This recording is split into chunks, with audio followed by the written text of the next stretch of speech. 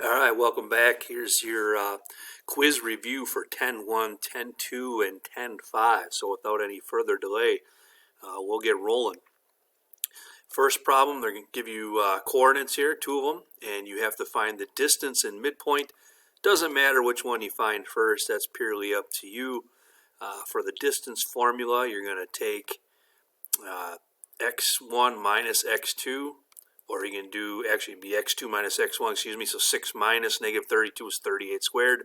5 minus negative 15, that's going to be 5 plus 15, 20 squared. So you square them, take the square root, and your distance is 42.94. Midpoint, add the x's, divide by 2, add the y's, divide by 2. So pretty straightforward there. I'm not going to spend a lot of time on that one. The equation of the circle graph below. All right, so you got a center point here, and if you calculate the distance formula, that will actually give you r squared. You could do the square root and get r, but then you're going to turn around and square it again anyways. So this is just a distance formula. That gives me r squared, which is 116, and I have my center point here at 2, negative 1. So x minus 2 squared, y plus 1. Remember, in your circle equation, your center point, it's opposite in the equation than it is from the actual point. All right, number 3, give you an equation. They ask for the center point and radius, so we get that right from the equation. This is r squared, so the radius is 5. Your center point, again, is the opposite, so negative 2, negative 7. Make sure you do put the x coordinate, the h value first, and the k value second. Graph the circle. All right, so this one's not in the proper form to graph. So what we have to do here, you can see we got x and y squared, so we'll group the x terms, we'll group the y terms, punt the constant over the other side. So this is just like the homework where you have to complete the square. So half of negative 2 is negative 1. Negative 1 squared is plus 1. So notice we added 1 to both sides. Half of 8 is 4. 4 squared is 16. So we added 16 to both sides as well. That makes this x minus 1 squared. This one here is y plus 4 squared. These ones cancel out, so equal to 16. And now you have your equation in the proper form that you can graph. You got a radius of 4, center point at 1, negative 4. And we'll see here as I move this down, that's what our graph shows. When you graph a circle, obviously you got to have the center point there. Make sure you mark the center point, and then your radius, you can just go to the right, left, up, and down. So you should have these 5 points when you graph a circle: center point, and then again use the radius to go right, left, up, and down. I don't expect you to draw perfect circles. Do the best that you can with that. All right, number 5. So we're going to write the equation in standard form. This time we have a parabola. I know that because there's only one squared term. So I will get the y's together, and then I will move the negative 6x and negative 16 over to the other side. I'm going to complete the square on the left side. So half of 4 is 2. 2 squared, we're going to add 4 to the left side. This means you got to add 4 to the right. This is going to simplify to y plus 2 squared. This is 6x plus 20. And then I am going to factor.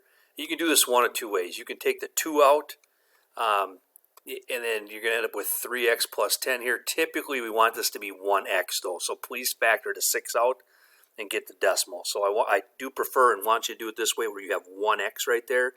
So divide the 6 out, and then you'll have x plus 3 1/3 in this case. All right, so that's page 1. 1 down, 1 to go. Number 6, both of these are going to deal with parabolas, but number 6, write the equation in standard form with a parabola graph below. So we'll scoot this down. We'll be able to see 6 and 7, but I'll focus on 6 first.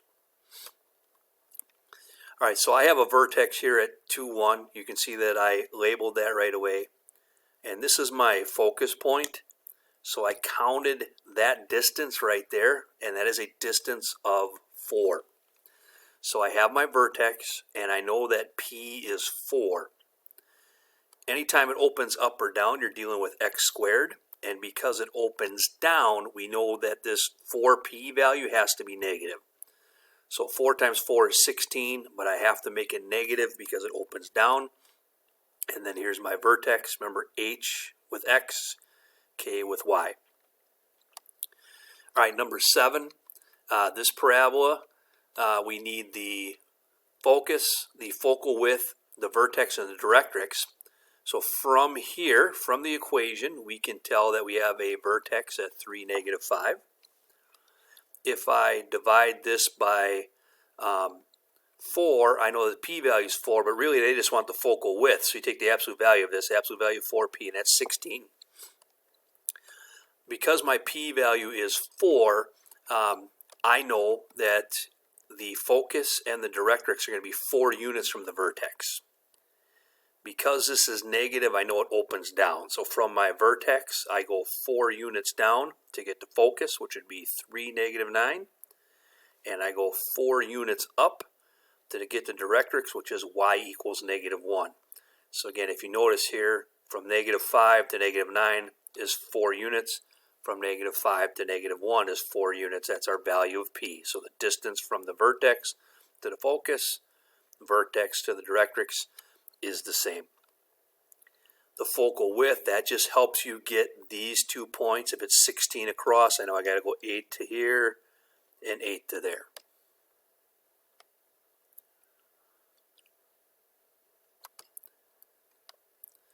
All right, number 8, write the equation of parabola. They gave me the focus, and the length from the focus to the vertex is 4. So they are directly telling me that p equals 4, and this graph opens to the left. Because it opens to the left, we know we're dealing with y squared. And because it opens to the left, we know that 4p in our equation is going to have to be negative. So we're going to have a -16 in our equation when we get to that point. Our vertex is 7, -8. How do I know that? My p-value is 4, and this parabola has to open towards the focus. So it opens to the left. That means the vertex has to be 4 units to the right of this point, which puts it at 7, -8. And now I can write my equation. Again, be careful here because y is first. So k goes with y minus -8, so y plus 8 squared. 4 times this is 16, but it opens left, so that's why it's negative. And x minus 7. All right, number 9. Write the equation. We got a focus at -1, -4, and a directrix at y equals 1. So we've got a horizontal line for our directrix, which means that this opens up or down.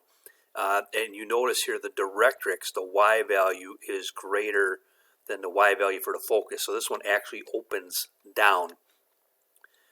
From -4 to 1 is a distance of 5.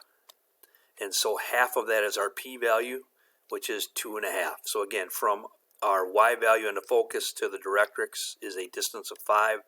Half of that's our p-value, so 2.5. Again, here's our vertex. Our vertex is going to be halfway between these.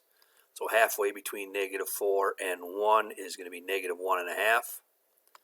And now I can write my equation. So x plus 1 squared,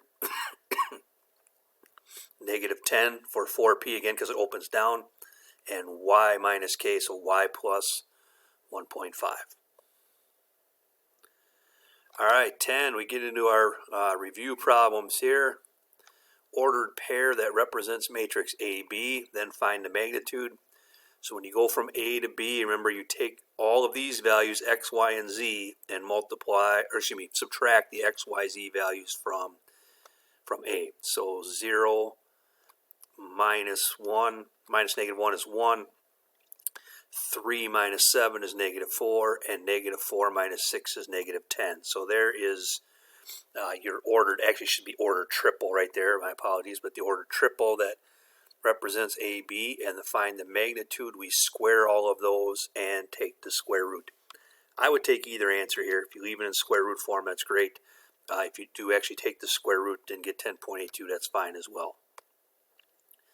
Okay, dot product. So we multiply our x, y's, and z's. So 6 times 1, negative 2 times 1, 3 times 4. And then we're going to add all of these together. Because it doesn't equal 0, we know that it is not perpendicular.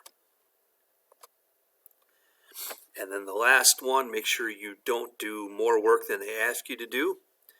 They gave us the magnitude. They gave us the direction. They just want the horizontal and vertical components. So that's your x and y. Remember, when you find your components, you take the magnitude times the cosine of the angle. That's for x, and the magnitude times the sine of the angle to find y.